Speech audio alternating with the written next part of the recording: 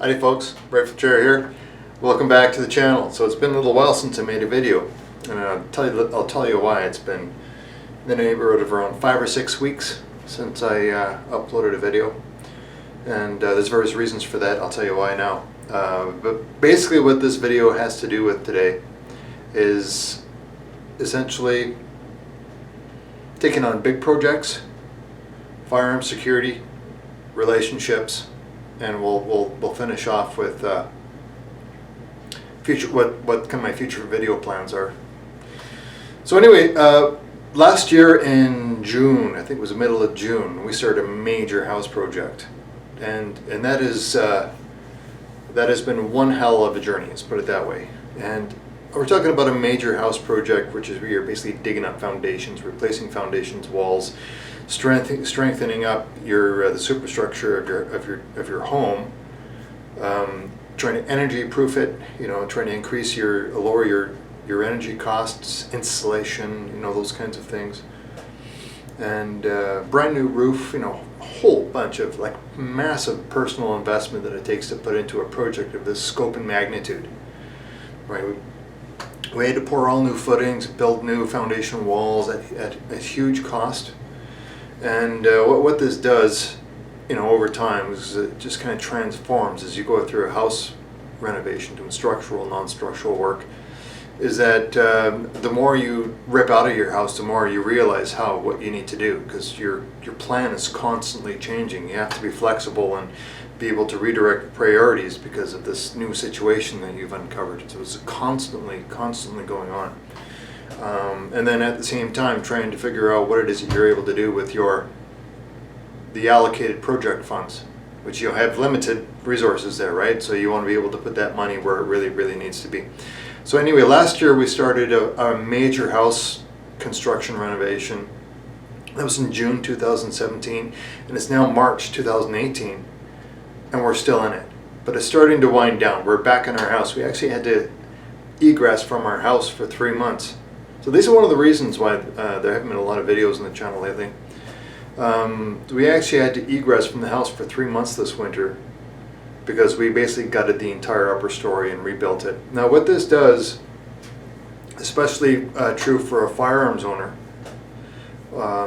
is it's a little bit of a concern when you've got strange people, contractors, consultants in your house when you're a firearms owner.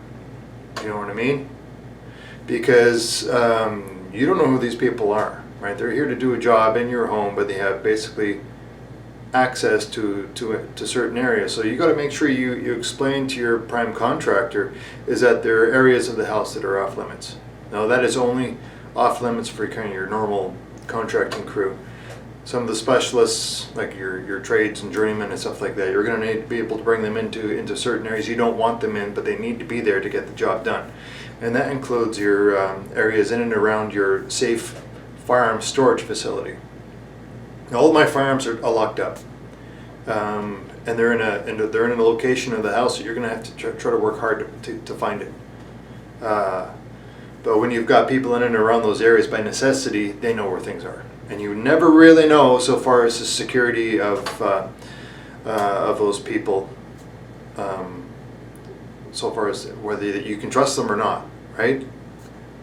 So for 3 months, I had to remove all of my firearms from my house to a different alternative location that is secure, right? My ammunition, all of my firearms, I had to keep them safe. Right, so that's part of the responsible firearms ownership thing. When you become a firearms owner, you sign on to ensure a certain level of safety and security as well. I mean, we have fairly detailed safe storage rules here in Canada, and I always adhere to those laws.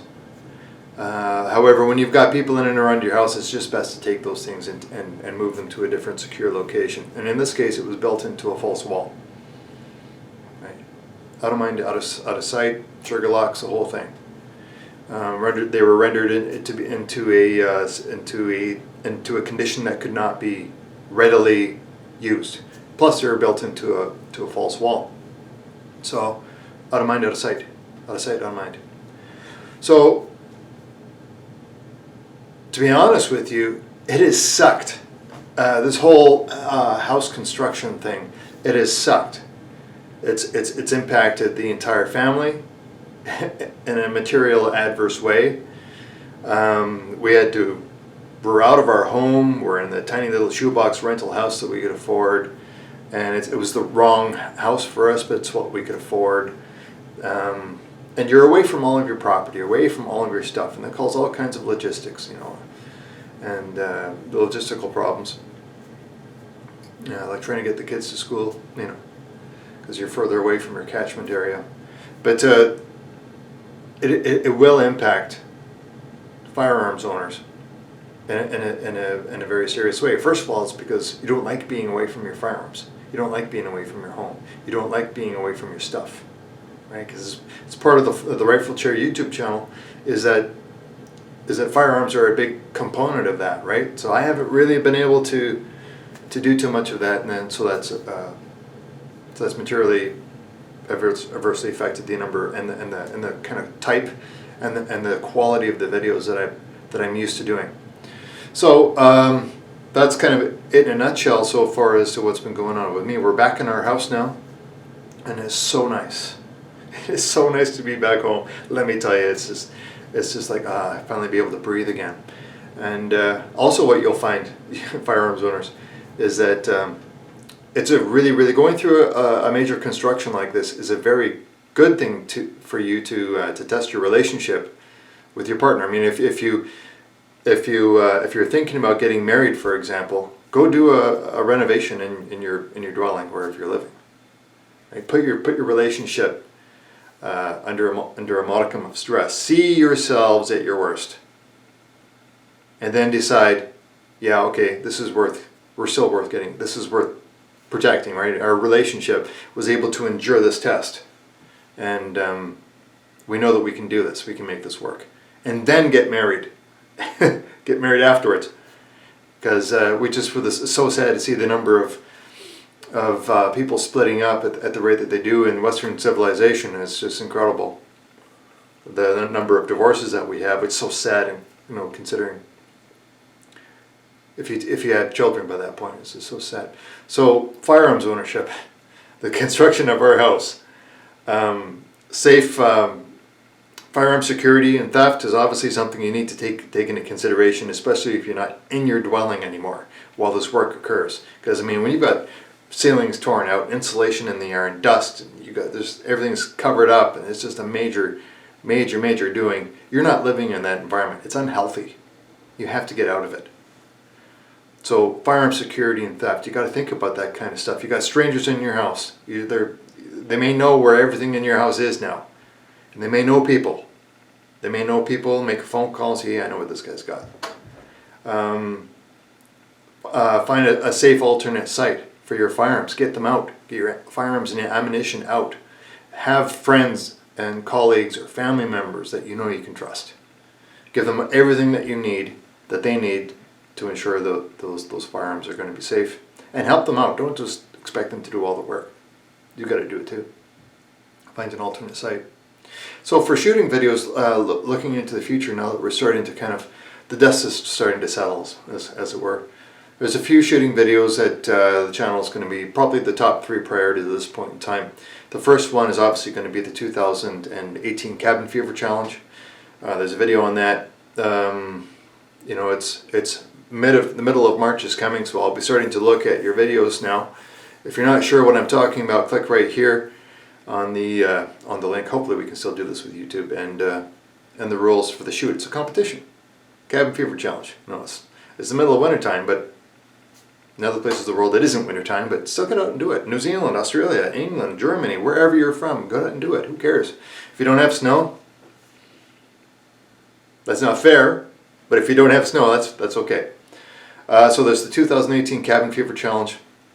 There's another video that's going to be coming out called Renovations, where we're going to be looking at kind of pre-World War II Czechoslovakian Mausers all the way up to today's modern CZ 550 lineup.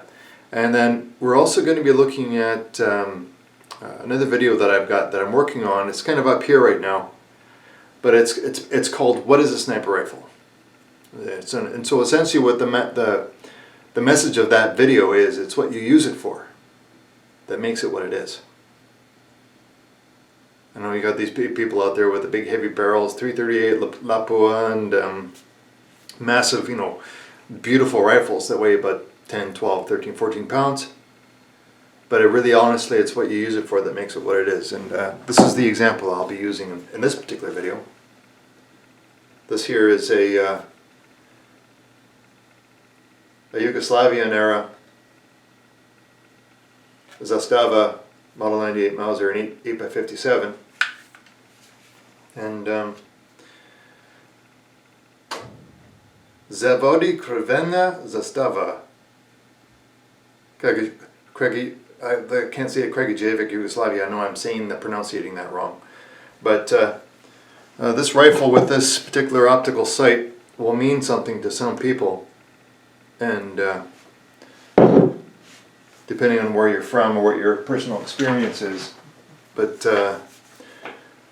that some places in the world that are going through difficult times, they're going to use what they have, what they can access. And so in this case, what makes a sniper rifle? I've been researching it on this, and I found myself in a fairly authentic piece, and I'm going to talk to you a little bit about it. Not in any detail now, because it's just that's what's coming up. All right. Anyhow, hope you enjoyed the video. It's nice to be landing back on my feet, and before you know it, winter's going to be over. It's going to be springtime. I'm looking forward to that. Hope you're all doing well, folks. Cheers, and as always, Maple Leaf up.